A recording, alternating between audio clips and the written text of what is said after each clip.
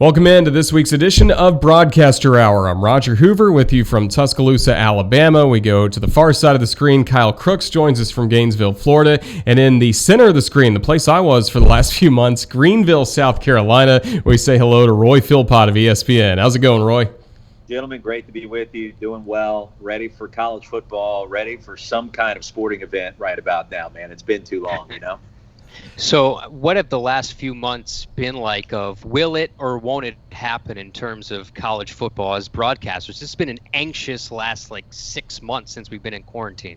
It has, and that's a great question. And I think for many of us, even outside of the broadcasting nerd world, it's been tough because we just don't know what to expect. For me personally, it's been a roller coaster. If you go back a month ago, when 2 Power 5 leagues canceled their fall seasons, it really felt like everything was in doubt, and we're not going to have any college football whatsoever. If you go back 2 months ago, well, some of the COVID-19 numbers are a little better. You're thinking, okay, we can make a run at this. And before that, it was up and down. So, honestly, I think it's okay to not be okay, as a lot of people say, with what's happened in the last half year. And that's an important message to get out because it's been tough and it's been unparalleled. So, it's been difficult, but here we are. We're knocking on the front door. I think we're going to play some fall sports. I think we're going to play college football and basketball this year.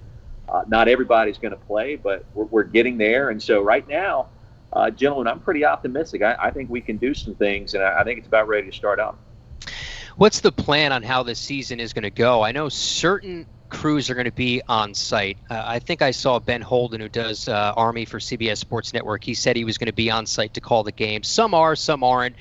Is it going to be remote for now and then kind of wait and see come late October, November, as if you can go to the sites? Yeah, the answer to that is I don't know. I think there's a really good chance the majority of the games that I do are going to be done remotely. There's also going to be a chance that I'm going to be on site for a handful of games, but I think it's just like everything else. It literally, guys, everything is a week-to-week basis, and what's trending, what direction, what's happening in a certain state, in a certain locale, and just based off of all that information, literally everything as we know it, especially as broadcasters, can change. And so, I was told by a coach in the SEC back in the middle of the summer, you just need to examine this thing in 3-week intervals. And just know that over the course of those 3 weeks, looking ahead to the next 3 weeks, everything as we know it can change. And you just have to get comfortable with that. So once you embrace that notion, I think it enables you to kind of get a feel for how you need to adjust your mindset. That's a big deal for us right now because, I don't know what to expect. So honestly, my first game, I think, could be on site somewhere. And I think handful of games right after that could be done from right here, from where I'm talking to you guys, or maybe from a remote studio. I've been told that everything is possible this fall. So a lot of uncertainties when trying to get ready for this season. In the course of a normal year, this would be the first week of the season. We would have had week 0 the week before, but you would have known about your first 2 or 3 matchups to get going. So how did you typically use August? Would you travel to some different schools around, whether it's the SEC, the ACC, some places that were pretty manageable to go see some fall camp? Did you always love that process? I did, yes. And you guys know I live right next door to Clemson. I've been there, most off seasons, just checking things out. And really it's just to get out there, smell the grass, hear the pads pop, and just kind of get a feel for, football all over again. Haven't done that this year, obviously, with everything that's going on and trying to be safe, both from their perspective, my perspective. But yeah, usually at this point, Roger, I've got a game or 2 already, maybe under my belt. I've got a game or 2 already that I know I'm getting ready to call.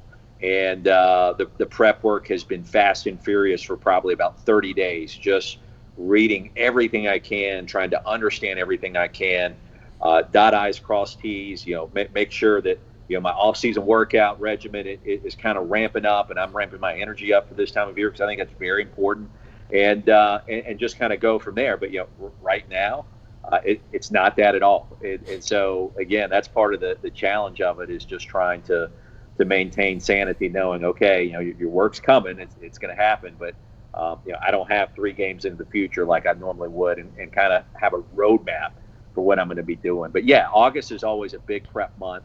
Get ready for everything and just make sure that technically I've got everything I need, from utensils to paper to spotting boards to just whatever.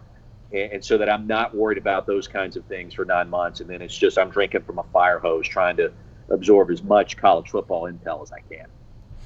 So really no roadmap to see what this season's going to look like for you with ESPN or Kyle and I and the work we do for Alabama and Florida. And there's also been no real roadmap for your career, especially when we look at some of the other paths that other people have had. Just what can you tell us about how you got your start in this business? And, even in your early days going to college at Clemson, was this something that was even on your radar? No, it wasn't. And I take a lot of pride in that, because my path has not been conventional. And, I know other broadcasters that have used, some of the things that I've told them that did start in the business, and now they've advanced really far and doing a great job. So, I mean, the story is I graduated from Clemson about 20 years ago with a degree in computer engineering. I had a Bachelor of Science and a minor in mathematical sciences, and never really did I think that I was going to enter broadcasting or media at all, until I got into corporate America. And I worked for a couple of Fortune 500 companies for about 2 years, and it just wasn't for me. And I knew it wasn't for me. And being a computer dork wasn't for me. And so I just really sat down one day and I said, what am I passionate about? What do I love to do? Who am I? And it was literally just looking in the mirror and talking to myself. And I was like, I love sports, and I've always loved sports. And so I kind of used that with my background in computers, and I started a website that at the time covered Clemson, and I started another website that covered the Dallas Cowboys, because I was living in Texas, in Dallas, right next door to their headquarters. And I entered the media business that way. And so, for like a year or two, nobody read my websites, nobody cared what I said or what I did. And then it kind of started to take hold. And from there, it grew. I became part of Fox Sports and their series of team websites.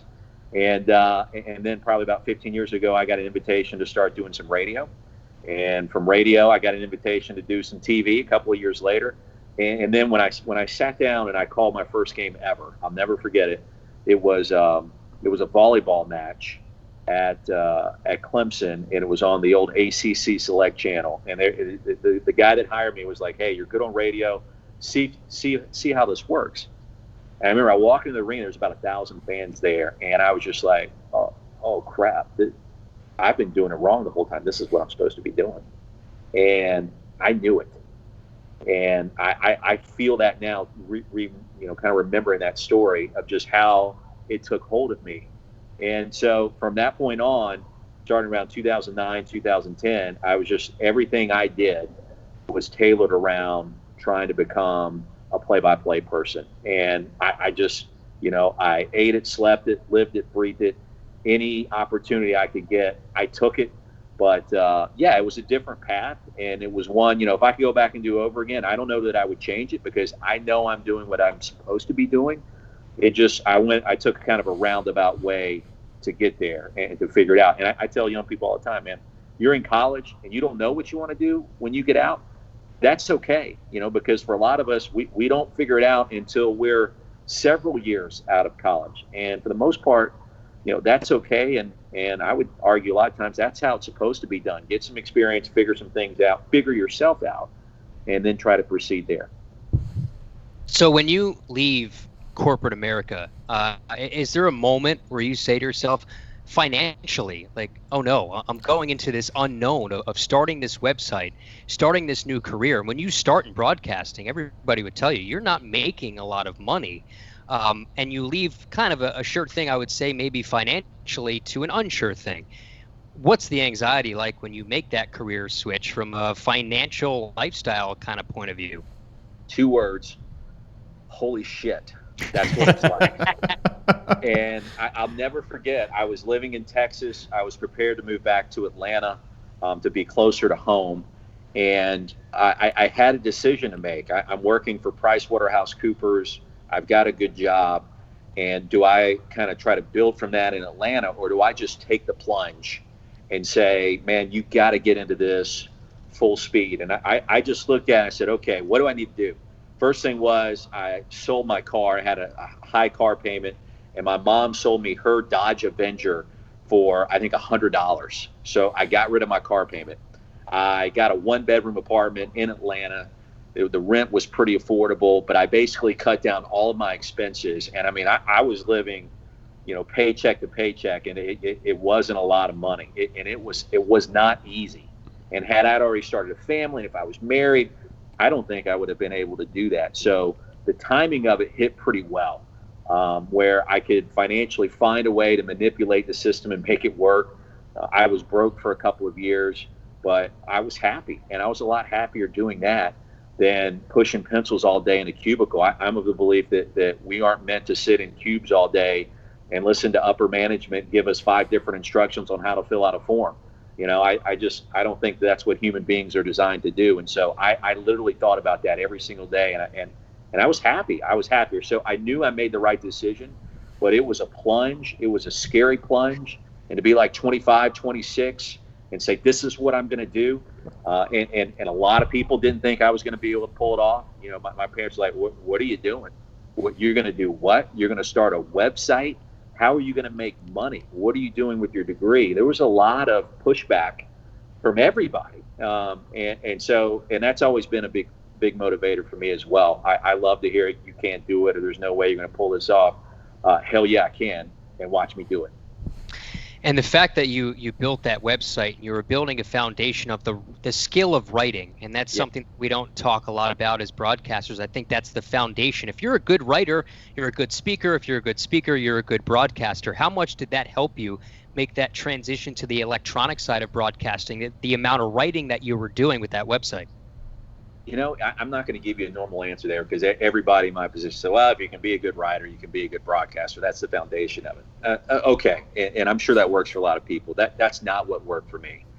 I figured out as a writer and covering those 2 programs, Clemson, and mainly Clemson football and basketball, and the Dallas Cowboys, what people were interested in, what got them excited, and to a certain extent, how to sell them. And it's not like, we're making up stories or doing things like that, but I found, A, what I was passionate about, but B, what other fans were passionate about and what they wanted to listen to, what they wanted to read about. I think that's a big part of the whole broadcasting thing, because it's so easy to just be a robot. You go in there as a play-by-play person and you call your game. This guy scored 5 points. They're on a 7-0 run. I don't think that you got to document the game. Don't get me wrong. That's the foundation of it. But you also need to tell the stories, and you need to do so in an enthusiastic way and in a non-narrative way. So during that time when I first started to write, I would write articles and these huge interviews like, oh man, this is great.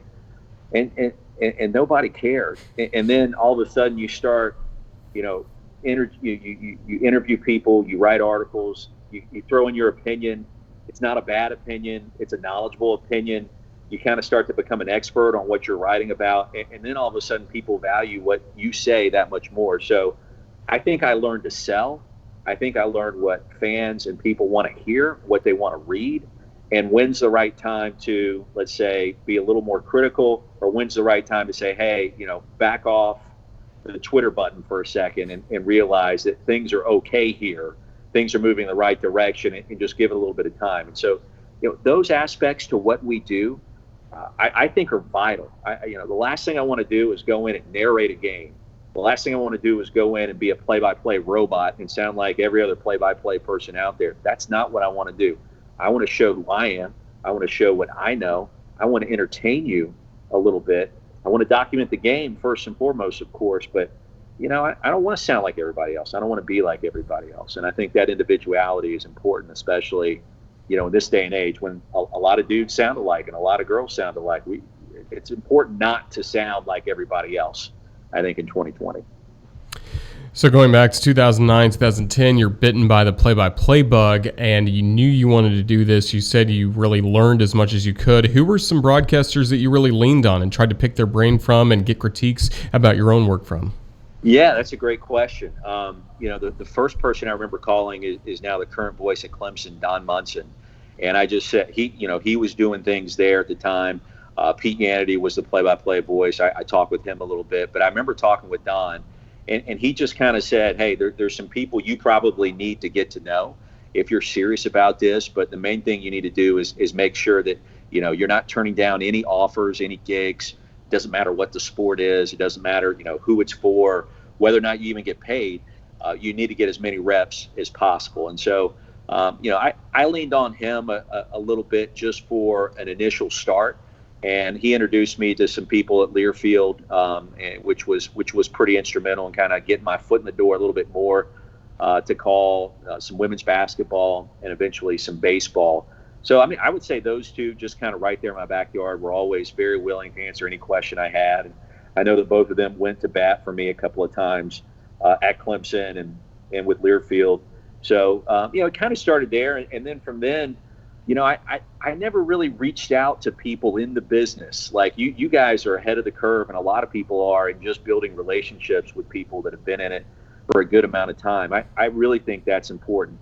I didn't go down that road. I basically just put my nose down and called every single game I could. And I had a high school football package locally here that kind of whet my appetite a little bit more. And then I did a lot of ESPN3 stuff. And I really look back to that time and think, well, that's kind of when you crafted who you were going to become. And I mean, almost to the point, I would listen to other people, probably more on radio, like John Shiambi calling baseball. But on TV, I really tried not to pattern myself after anybody. And I was a little scared to just focus in and say, okay, you want to sound like Sean McDonough, or you want to sound like Brad Nessler or somebody else. I think that's dangerous, and I think people can figure you out pretty quickly if you try to emulate those people. They are who they are, and they're great. We all know that. But I think it's very important to be yourself and kind of develop your own tendencies and things like that. So things were certainly starting to go well for you at Clemson, but how did you start networking to the point where you could call some ESPN3 games and kind of get in the ESPN depth chart and be one of their guys? Yeah. If there was a direct path to do that, I can make a lot of money, but everybody. Yeah, I'd buy. Yeah.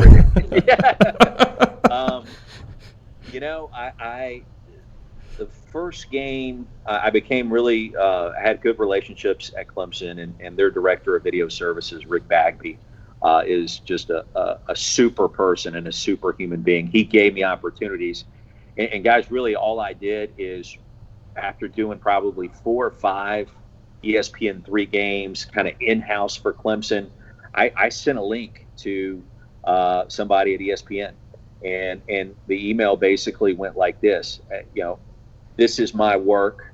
I don't know how you feel about it. I feel pretty good about it. If you like it, that's great. Let me know. If not, I know you get 5 million of these emails every single year. I get it, but I would really, really like to do some work. And I think I probably sent 2 of those over the course of maybe a month or 2 to different individuals.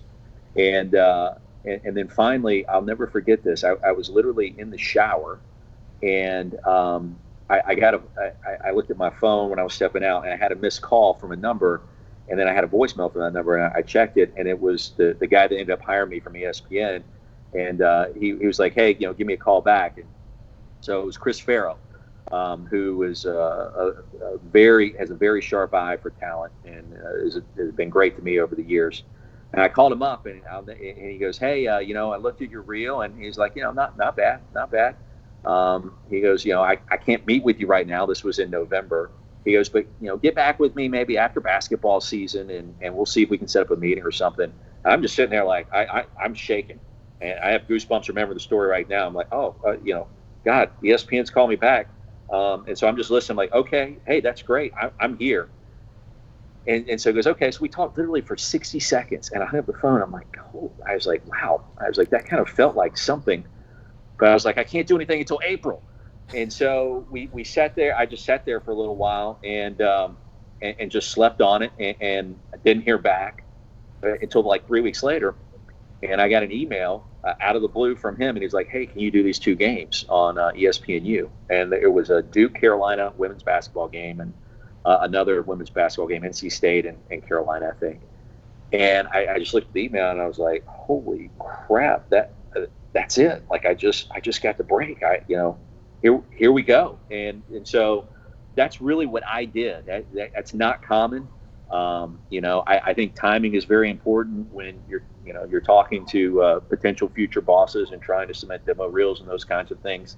And I think I got fortunate with timing, and there was an opening and a spot, and I didn't suck, and it kind of worked out. So that's how that happened. I love telling that story. I love telling that story because I want other people to feel just for a second what that is like when that occurs, and let that serve as motivation for whomever needs it. Because damn yes, it can happen, and it happens every single year. I'm not saying it happens a bunch, but when it does, it is spectacular. And so it's fun for me to tell that story because it kind of remotivates and reinvigorates me all over again, because it's still surreal, and that now happened almost 7 years ago. And when you kicked the door in at ESPN, was there a moment when you finally got a package or got more work where you realized, okay, now I'm firmly entrenched in this and I'm truly part of their talent roster? Yeah, I had to, shortly thereafter, I kind of had to make a decision because I was doing pre and post game football at Clemson, high school football packages in the fall. And those first two games ended up with like maybe 9 or 10 games before the end of basketball season. So entering that off season, I did my very best just to network as much as I could, let people know that, I'm not psycho. I'm not going to hound you every week for games. I'm excited to be here. I'm enthusiastic. I'm ready to do whatever you guys want me to do. And so the next year, I think maybe I did, maybe like 19 basketball games. And it was after that, I was like, okay, I need to put all of my eggs in this basket. So kind of like what I did when I went from corporate America to just as a writer and a website developer, in building those websites, I just put all my eggs in that basket. And I told my bosses, I was like, I'm removing myself from commitments that I'm doing otherwise broadcasting, and I want to make myself fully available. Well, the good news is I'm available. The bad news is, people hear that and they have so many other things going on. It's not like they just say, here's your package, and now we're going to give you 85 games a year. They don't do that.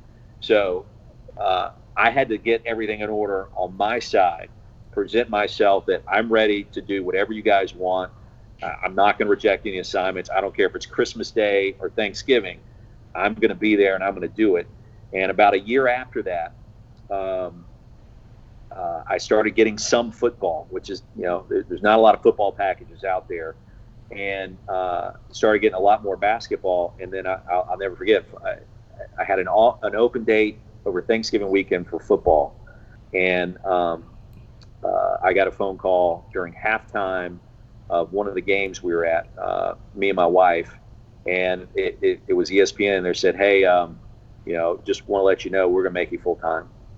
And we were out, and we were at a local drinking establishment, and it was probably like 2:00 in the afternoon, and I got the call, and I just sat there, and I was like, I put my arms in the air, I screamed out loud, literally out loud, and I was like, holy shit, I just did this. Like, I just became full time at ESPN, and it was it's every bit as good as you think it is. Every bit as good, if not better. And I went back and I told my wife, and I mean, it was as emotional and as fantastic as ever. So yeah, I mean, it didn't happen overnight. It's like once I got in, the workload and the level of responsibility to build relationships, network, not suck, get better, be low maintenance goes up 50-fold. But then to finally get over that hurdle, and I want to say that was in 2015, that November, and I went full time this January 1, 2016, was a huge deal, and it's probably one of the top, certainly the top professional moment that I've had.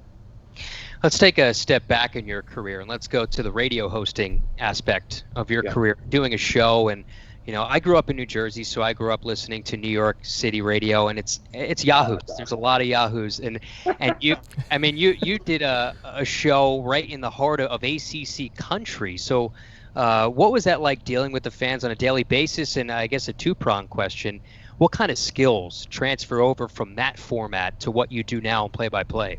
So what we talked about earlier with writing, I think it's even more so with being able to host your own show. And so I was 3 hours every day from 12 until 3. And it was me and a producer who kind of was like a co-host. We just bounced stuff off each other. But I mean, the name of the show, it was my name on it. And there were times when, you go in there and you're going to do the heavy lifting for all 3 hours. And so, the first radio show I ever did, I'll never forget. I filled in for a guy at that station. This is probably 15 years ago. And I'm like, man, I'm coming in here, guns blazing. I'm prepared. I literally had like 8 sheets of paper with all of these topics. This is what we're going to do. By the time I get to the end of the second topic, the phone lines are going to be ringing off the hook, man. Here we go. I can't wait. And I'll never forget this. I'm sitting there in the first segment. I'm probably 7 minutes into the show, and I've got another 13 minutes to fill in the segment. And I've already gone through everything on all 8 sheets of paper, and not a damn person called. Nobody. And I can take myself back to that moment right now. A little bead of sweat forms and starts coming down my forehead. Because when you're sitting there and you're like, I've got this, and you don't have it, and you're out of topics 5.5 minutes into your show, you really find out what you're made of. So I probably learned more doing that and going through those trials and tribulations and figuring out what got people engaged and what they wanted to hear and what was a good topic, what was a boring topic.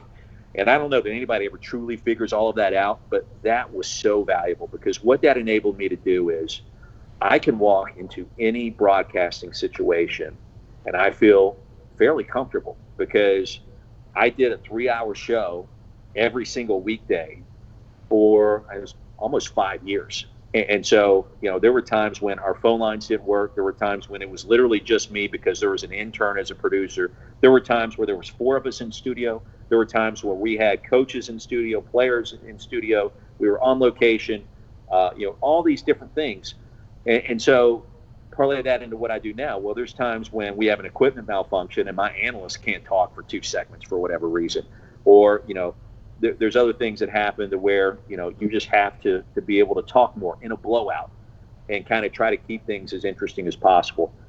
If you can host a 3-hour sports talk show for more than a year, not get fired, and be semi-compelling and not boring, I think you can pretty much do anything in broadcasting because it is a challenge. And so the skill that you learn there is not so much to BS people, but to just be able to talk to yourself in a way that's not boring and somewhat entertaining. And you kind of loop in your own personal life into what's going on, and you loop in funny things that happen around you and those kinds of things. And, it's okay to do that when you're calling a game from time to time too. So those were very valuable years.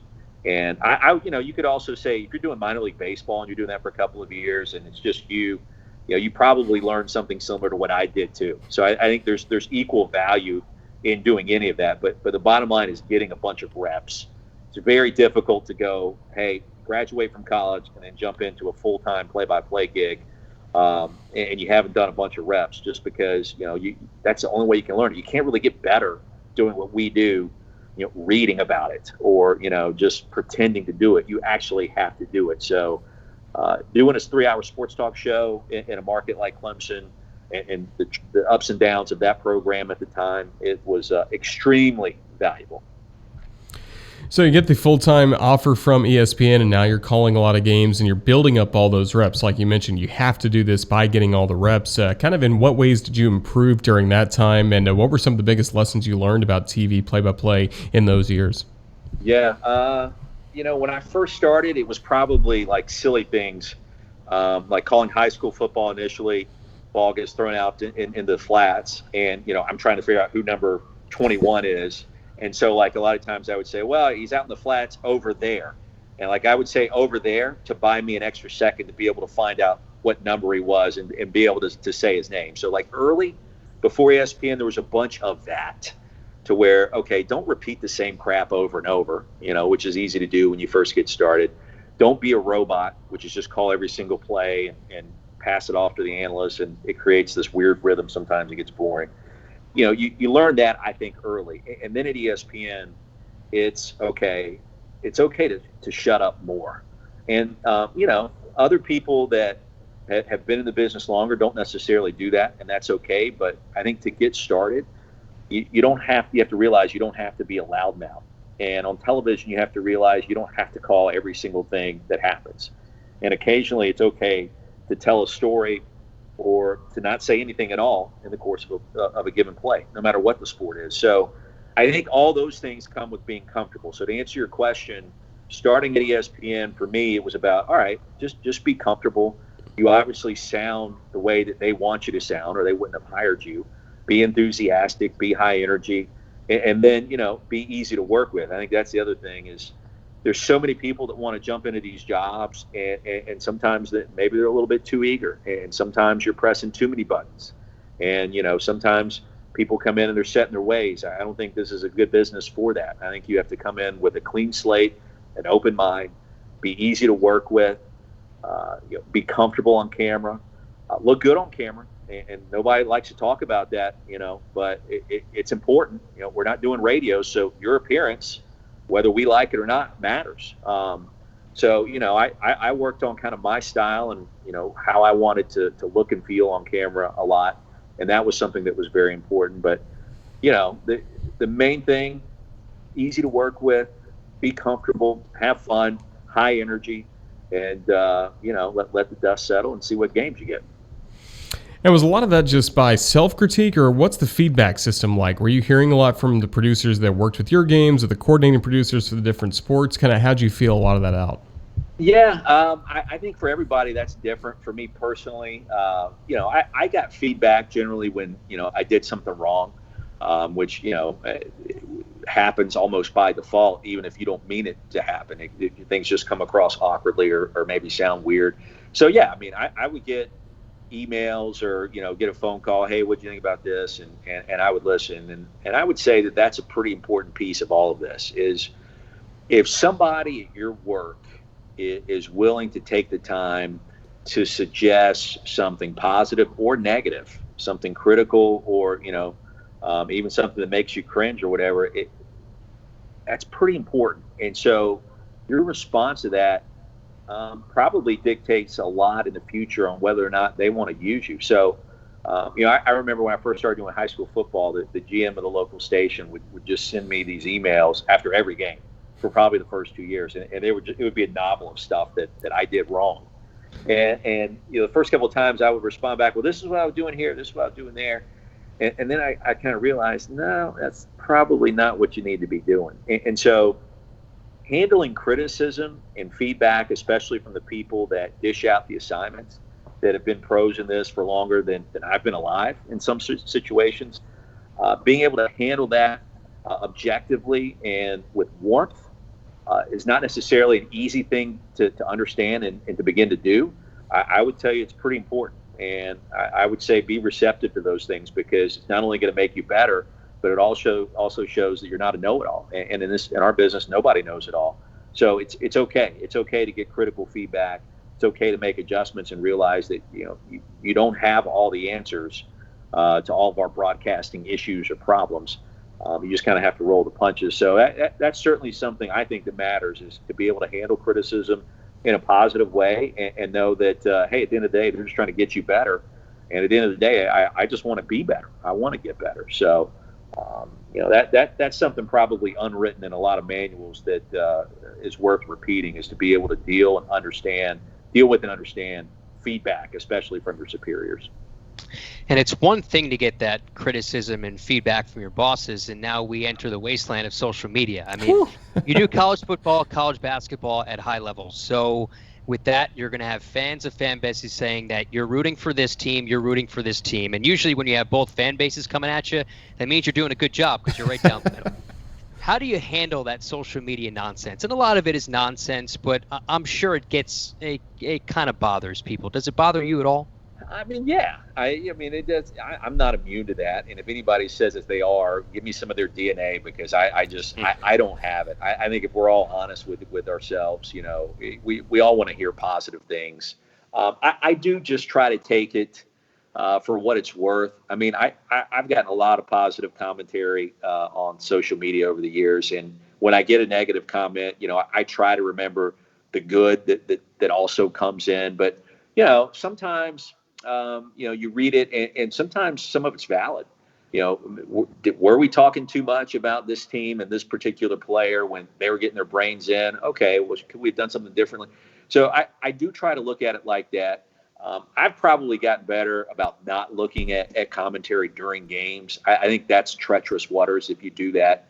And like you said, in some of the bigger games I do, I won't do it because I know no matter what, people are going to love you and hate you at the same time. And so you have to embrace that and realize that, Jesus himself could be calling games and people would have something negative to say. That's just the nature and subjectivity of broadcasting. So, you have to take it in stride and do your very best to try to compartmentalize it and understand that no matter what happens, there's going to be somebody out there that has something negative to say. At the end of the day, I'm doing what I love to do. I'm getting paid to do it.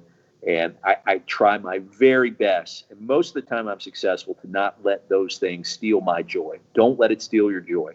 This is what we love to do. Go out there and do it. If people don't like it, there's nothing you can do to make them really like it anymore. It's a subjective business. So roll with the punches and just go to the next play. You mentioned being on camera, and it's one thing. You have to look good, right? But also sound good in those on-camera opens. It's one thing that I dread. Roger loves doing them. I think too much about it to the point where sometimes it becomes paralyzing. And it's 2 minutes. It's 2 minutes, and it's fairly simple. What are the keys of having a good on-air stand-up with your analyst? Boy, man, that's a good question. I'll tell you my trick, and this will certainly not apply for most people. I'm pretty confident overall in my abilities and kind of what I look like, what I do. I'm a fairly confident person. So I've had opens before where I've it felt clunky or it felt awkward, and God, I wish that was better. And it's never as bad as you think, and unfortunately, it's never as good as you think either. I've had opens where I was like, oh my God, we're going to win a major award. Sign me up. Send this one to the president of the company. We're going to take over the planet, and it's nowhere near that good. So there's good and bad with that. But for me, I'm always best if I have a chip on my shoulder. And what I mean by that, it's like this moment of, I don't want to say self-doubt, but it's like this moment. I will trick myself, especially before bigger games, before every live open. And I will say, I will pretend for like 2 seconds that I don't remember the teams that are playing. And so I'll look to my analyst and be like, who's playing again? And we'll kind of have a good laugh. And then I'll think in my head, oh my God, what if you forget the names of the teams or the players or, what happens? And I don't know what it is, guys, but that is the trigger for me to take my game and my on-camera, on-air presence to a different, it's like it takes it to a different level, and I get engaged at a higher level. So it's almost like I'm sandbagging myself. Like when Lou Holtz was a head coach, he used to sandbag and say, oh, we're not very good, or we can't do this. I'm not telling myself I can't do it, I'm not very good, but I just kind of trick myself into kind of automatically thinking about the worst thing that could happen, and then it triggers me to be where I need to be. That's my trick. I don't expect that to work for most people. So I would ask both of you, what would be the one thing that puts you in that laser-like focus for those moments? Because, look, I feel that energy. We got the toss last year from game day in Tuscaloosa, the day after, or the game after Tua Tagovailoa went out for the season with an injury, and we're going to document that in a live 2-minute open. And there's all these working parts to our open. Lee Corso a lot of times talks a little longer, so our open may be longer or shorter, and we got to do all that. And by the way, I'm operating on a 3-second delay with our producers back in Bristol, so there's those moving parts too. When all that's happening, man, I have to be as good as I've ever been every single time, because if I muck that up, that's a big deal. That's a big deal, and that has the potential to go viral. So I just figured out several years ago that I'm at my best when there's that just little bit of doubt out there, and somebody's doubted me or somebody says I shouldn't be there. It triggers me in the way that I need to be functioning. It's different. It's not for everybody. So I would just tell you guys, find out what puts you in that place for those moments. I mean, I have a lot of caffeine on game day, certainly before, especially we have a noon kick on an E1 or E2 and for college football. I'm geared up. I'm ramping up that day. I'm exercising for an hour that day to get those endorphins rushing. And then right beforehand, I'm thinking, okay, all right, what's the worst thing that can happen? All right, boom. That triggers me to where I need to be. So for everybody, it's something different. And for most people, most logical, sane people, I would tell you that, you think about the opposite thing, but for me, that's what does it. So that's just my little trick.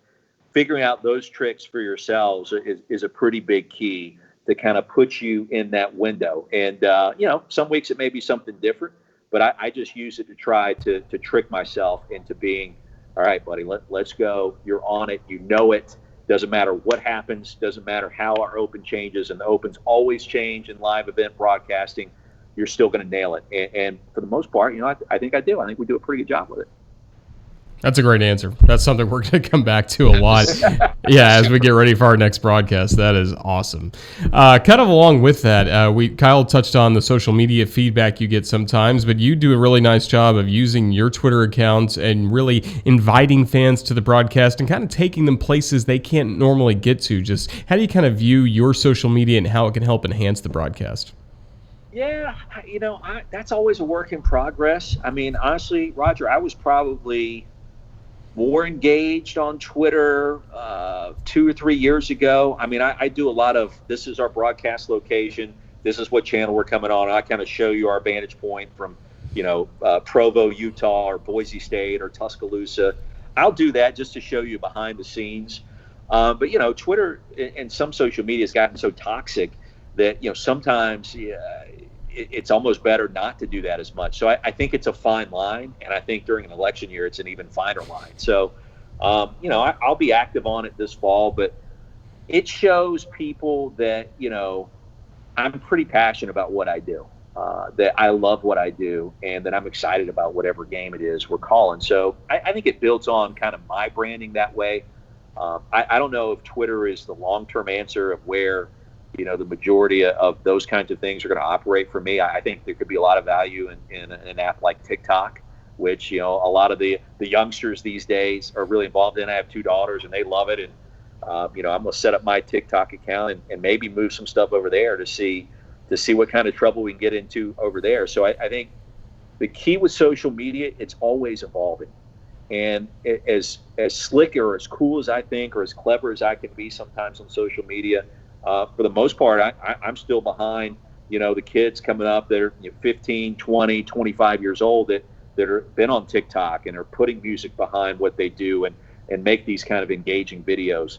So, it's important. I do think it's as important as ever, but I think it's evolving. And so, like, I'm literally thinking right now, today, and the next week or so, all right, what do you want to do this year on social media? And how can you do things differently than the average Joe out there that's calling games? So it's a big deal, and I don't have all the answers, but it's a process I think that's evolving, and I try to stay up with what's happening so that I don't look like a total idiot in some of those things. Well, we're now to our favorite part of the show, talking about prep. It's time to take a look at your spotting boards and see what's important to you. So if you don't mind, just kind of hold it up to the camera a little bit and just kind of explain the method to your madness on your spotting board. All right, I'll start with basketball because I do my own boards for basketball, and I don't know if you can see these here. I do them on Microsoft Word, and it comes on an 11, or let's see what size. 11. This is legal size, a legal size vanilla folder, and a legal size, just regular printer paper. So it's what's that? 11 by 14, I think is what it is. And I've got both teams in hoops. One team on one side. This was number 1 Louisville and Eastern Kentucky last year, and then one team on the other. And then it goes by number and player name, which I have really big, height, weight, points per game, rebounds per game. And then out here is kind of my area where I'll have 4 bullet points with every single player for the most part. I mean, and especially the starter, sometimes I'll have a little bit more. And those are nuggets that I'll get to if that guy, kind of goes off. He's at the free throw line. I got a chance to maybe work something in. If it's something the coach told me maybe, during shoot around. I've got some stuff there.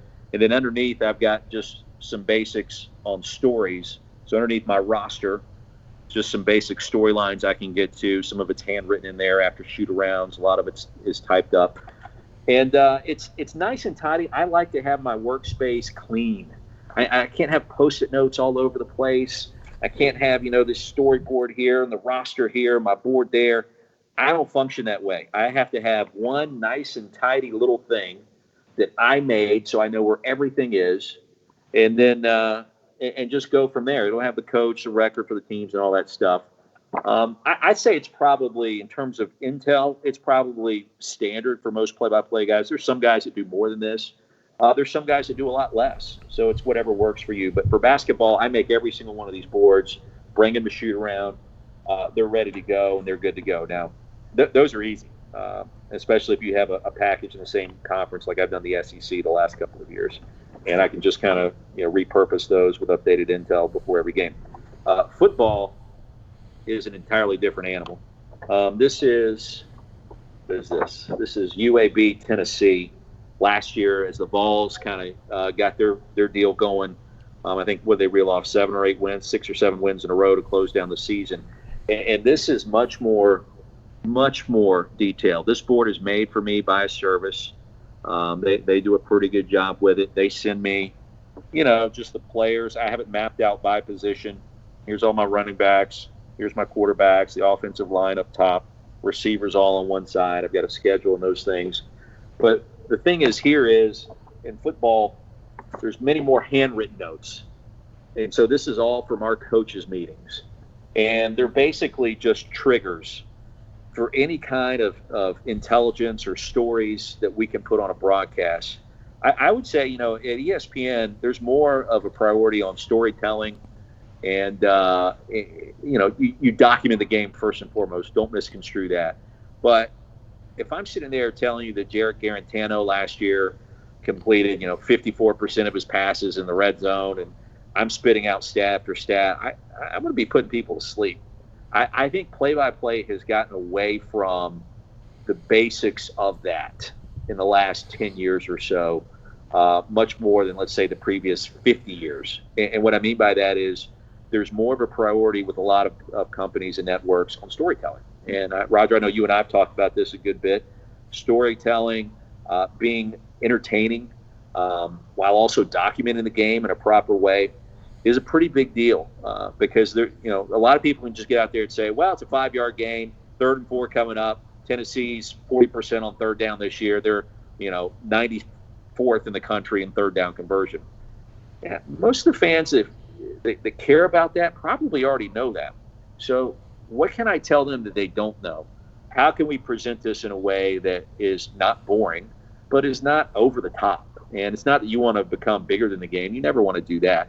But it's certainly a different vibe and a different spiel, I think, than even a decade ago. And you can say, well, why is that? Well, the answer is because people have so many other things to do.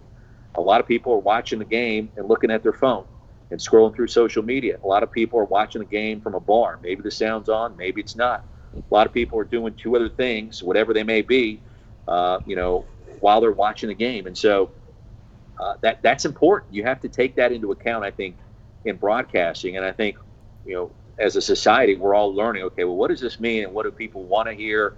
What's too much? What's not enough? And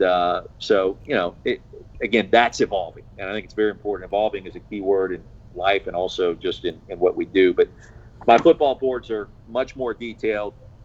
To get ready for a football game takes me all damn week. I mean, I love doing it. I love the prep work.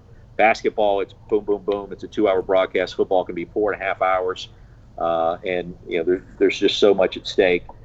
So football, we're talking to the head coaches, both coordinators, both quarterbacks, and usually a handful of other players to try to get a feel for what's happening and to get some stories, and understand what makes these guys or girls who they are and what story do they have to tell. What story does Jarrett Garantano or Mac Jones have to tell that we haven't heard yet, or Najee Harris or Trevor Lawrence? And, for the bigger teams, that's a more difficult find, and it requires more work. for a team like UAB a year ago that resurrected itself like a phoenix from the ashes just 2 seasons ago. I mean, there was a ton for us to get into in that game because, I mean, Bill Clark is a badass, and most of the country doesn't know about him. So, that's a little easier to tell that story because not as many people know. But for the bigger programs, buddy, you got to work, and it's not just reading the game notes and saying, well, they've won 4 games in a row and they've never lost on this date in history. No, a lot of people are already reading the game notes themselves. You got to come up with something a bit more compelling than that. So the football boards are based on a lot of that and handwriting stuff out, committing it to memory, and just getting ready to be able to tell those stories quickly, concisely, and entertaining manner whenever you're given that ability or given that opportunity. So for you, has that always been the key for good storytelling? Is because and what I've done sometimes is I'll literally write out what I want to say. I'm necessarily not going to read it on the air, but just so I have it in my head of how I want to start it, the middle of the story, and how I want to end it. For you, has it always been those bullet points where you can just see a word and all of a sudden the story comes to you and you're able to tell it in a concise manner, or is it evolved over the years for you? Boy, that's a great question. I remember listening to the play-by-play guy, Brian Anderson with TNT, right? I believe that's who he's with, and CBS. And I remember listening to him a year or two ago, and he goes, I got so much better when I started to trust myself and to not read things and know that I could tell a story without doing that. And I remember listening, I was like, yep, I've kind of been on both sides of that. I know exactly what he's talking about. I do kind of have this little method. I do. Like last year, we called the Georgia-Arkansas State game, and Coach Blake Anderson's wife had passed away about 30 days before kickoff for that game. She'd been battling cancer, and it was a pink out. The Georgia fans were going crazy, and we kind of figured out over the course of the week that Georgia was going to honor the visiting head coach's late wife, and we kind of realized that that was the biggest story going into what was going to be an expected blowout. And so as we kind of cultivated our live open, which was about 2 minutes that week, we realized that that's probably going to be what we talk about. And in our open, it's probably not going to be a lot of football. And it was at that point, in that moment, for a live open where we really weren't on camera, in dealing with death, I scripted it out. That's the only time I will write out a story that I'm going to tell on air. But in that situation where I could do it, and I felt comfortable doing it because it was a really heavy subject. And I mean, his wife had just passed, and he was on the phone with us the previous night, very upset. And I mean, we were doing our best to try to just be like, hey, Coach, we're going to handle this in a first-class manner, in a way that would make you and your family proud. And, we were part in that moment of his grieving process. And I said, I'm going to script this because this story is too important to mess up with any wrong adverb or anything. And it went off perfectly. And so for death and something serious like that, I mean, mainly death, I'm going to script out some of what I'm going to say. And I didn't script out the whole open, but as we came on air and we showed what was going on, the part of it was scripted. And I'm okay with that. I don't mind admitting that to you or to whoever else, because maybe that'll help somebody dealing with a similar situation in the future. Outside of that, really outside of someone dying, and not to make light of that at all, I may have a sentence on my board that kind of sends me in a direction, but for the most part, I'm going to have it mapped out what I want to say prior to, and it's not going to be scripted. And like what Brian Anderson said, there just comes a point where you turn the page and that becomes something that you're okay with, that you feel comfortable in doing, and that confidence comes across on the air.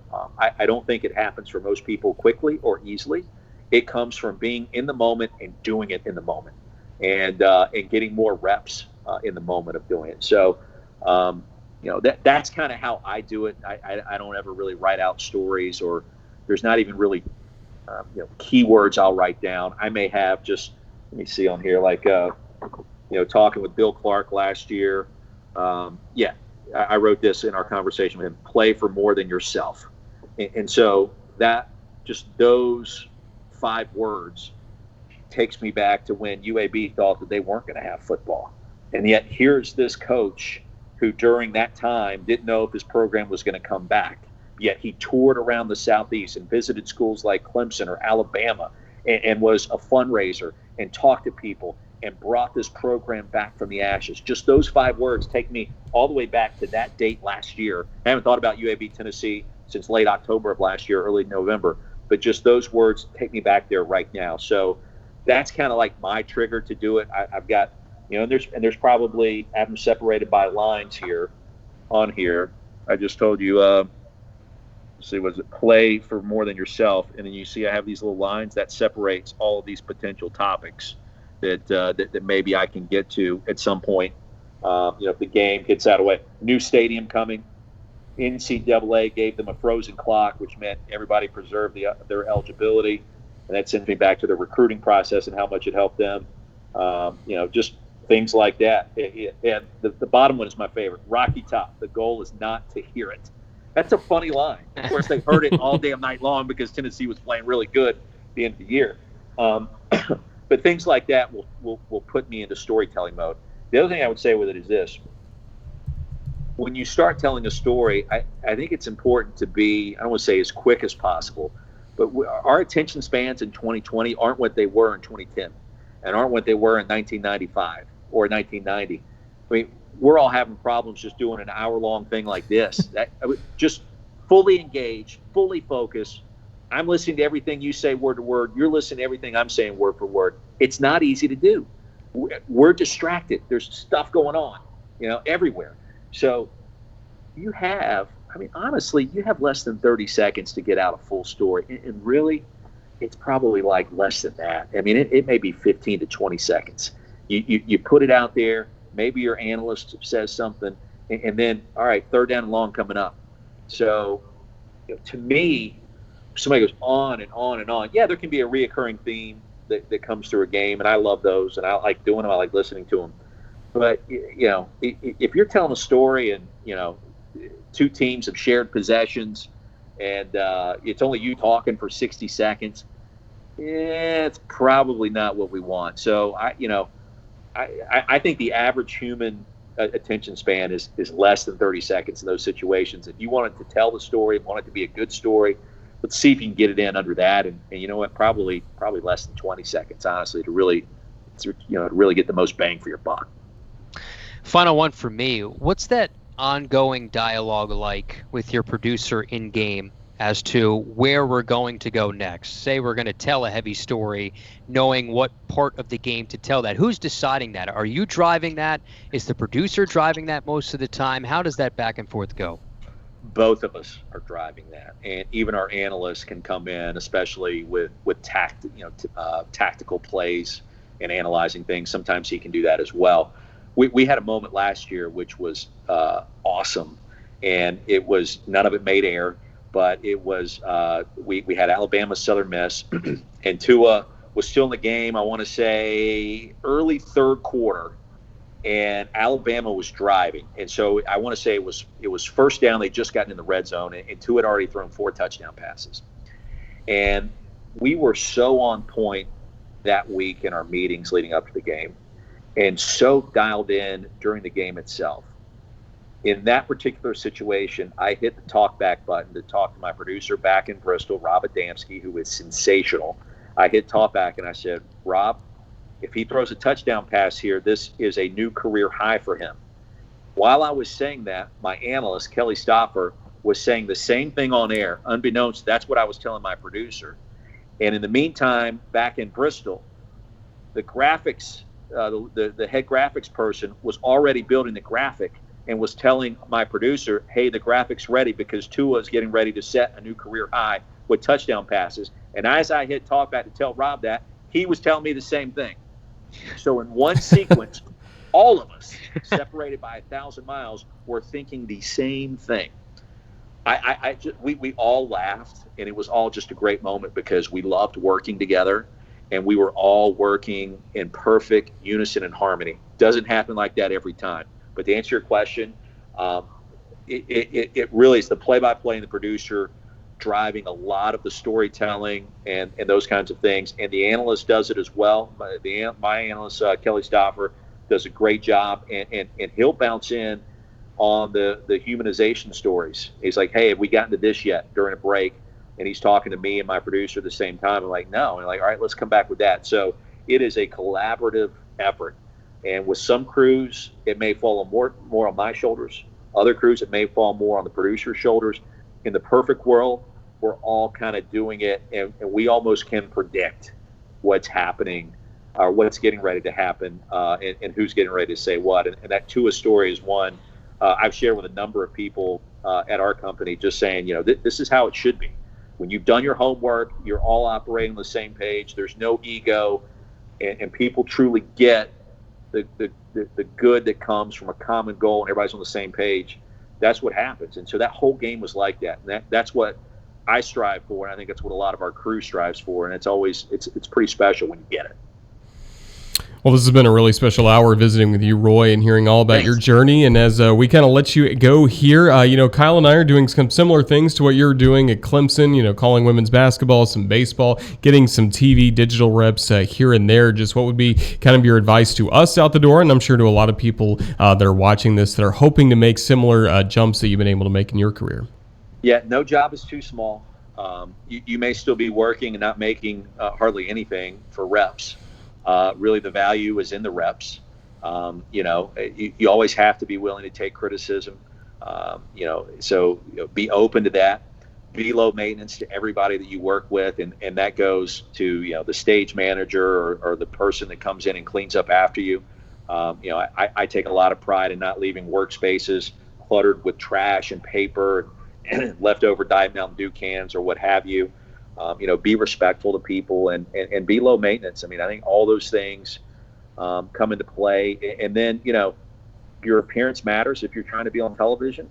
People don't like to say that or talk about it. I'm sorry, but it does. So, what's your look? What kind of look are you trying to cultivate? Your sound matters. Are you trying too much to sound like Sean McDonough? Are you trying too much to sound like, Chris Fowler or whoever, Keith Jackson? Be you. You can't be somebody else. And that uniqueness, hopefully, is what sets you apart from everybody else. And that would be the last thing is, in being yourself, be unique. You don't need to pattern yourself after me or anybody else, because that's not going to get you where you want to go. Being you is what the bosses want to see. And, being the best version of you, obviously. But, so all those things matter, the uniqueness, low maintenance, getting as many reps as possible. Not sucking. And then, for the younger people out there, and maybe you just graduate, the first order of business probably isn't to send your demo reel, to ESPN or to Fox or to CBS. I remember listening to one of my bosses say one day, when you send us your reel, make sure you're ready for the worldwide leader. I was like, yeah, because really you got one chance. These guys get all these demos all the time, every single day. There's only so much that they can look at realistically. You got like 10 or 15 seconds to make an impression. Don't suck in those 10 or 15 seconds, but also know when you're ready. If you're 17, you're just starting, college, or you just graduated college even, get some more reps. That's okay, man. There's not a lot of people that go straight from there to the big time. It takes time, and it takes years, and it takes work cultivating relationships. So, be patient. Nobody likes to hear that. I have to remind myself of that all the time. And, get your work done, get your reps done, and take all those other things into account. And look, good things will happen, man. I see it every day. I hear from people all the time, and it happens. It can happen for you too. Well, thank you for that. And Roy, thank you for the past hour you've given us, really detailing your career and your strategies for play-by-play. You do it extremely well, and we look forward to hearing you from whether it's in the spot you're in right now from Greenville or at some of these great stadiums, Bristol, Charlotte, wherever. We look forward to your first broadcast. But thank you again for joining us. I just want to work. Let's all work. Let's get some games. Let's get some reps. And by God, I'm ready for college football. Let's get it on. Amen. Thanks, Roy. Yeah, man. All right. Thanks to Roy Philpott, and thank you for watching this week's episode of Broadcaster Hour.